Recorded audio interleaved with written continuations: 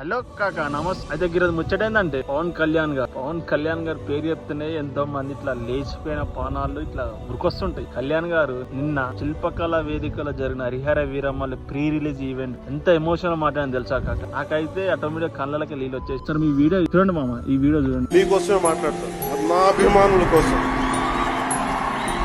ఈరోజు నేను ఇక్కడ నిల్చున్నాను, పడి లేచాను, పడితూనే ఉన్నాను, లేస్తూనే ఉన్నాను. దానికి కారణం ఒకరే, మీరే.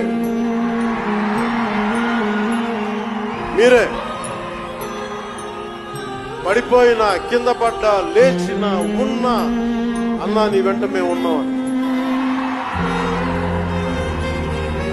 నా దగ్గర ఏమన్నా ఆయుధాలు ఉంటాయా? నా దగ్గర ఏమన్నా గుండాలు ఉంటారా? నా దగ్గర ఎవరు లేరు.